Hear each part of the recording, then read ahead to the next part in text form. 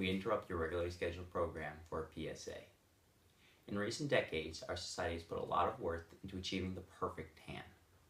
This is largely due, in fact, that our media puts this value upon us through the use of popular shows such as The Jersey Shore, Toddlers and Tiaras, Worst of All, SpongeBob SquarePants, and Patrick Star.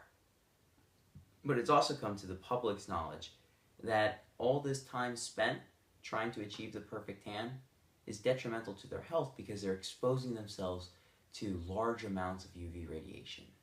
So many people now take an alternative to all this UV radiation by using spray-on tans, the subject of our PSA today.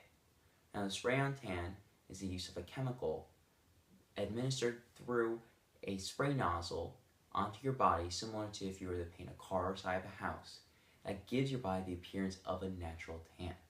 Now, this chemical is called dihydroxyacetone, and it's the only chemical approved by the FDA for spray-on tans. Now, the way it works is the dihydroxyacetone, also known as DHA, only penetrates the very top layer of your skin, otherwise known as your stratum corneum. Now, this top layer is made of entirely dead cells, so it's not even affecting live cells.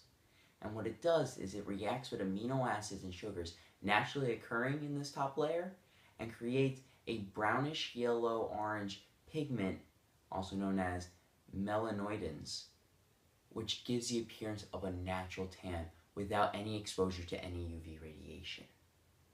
Now, this tan only lasts about a week or just above a week due to the fact that our skin naturally loses its top layer just through day-to-day activities, such as tossing and turning in your bed or taking your clothes off.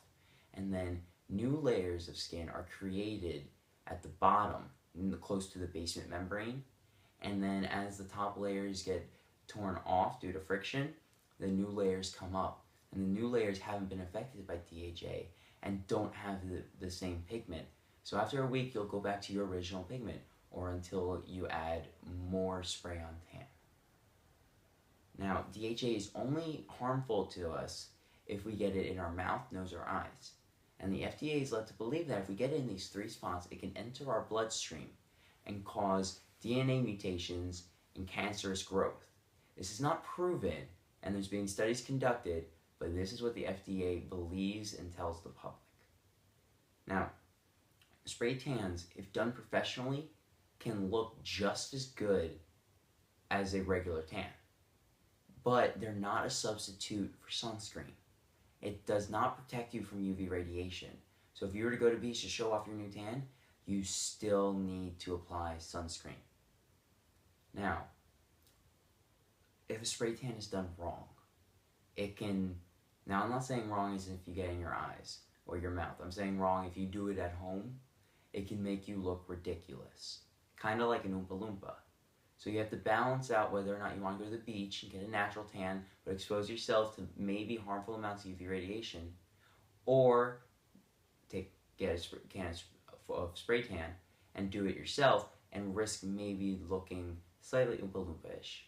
It is up to you, but spray tans are completely safe as long as you keep it out of your mouth, eyes, and nose. So that's the more you know on spray tans. Good night.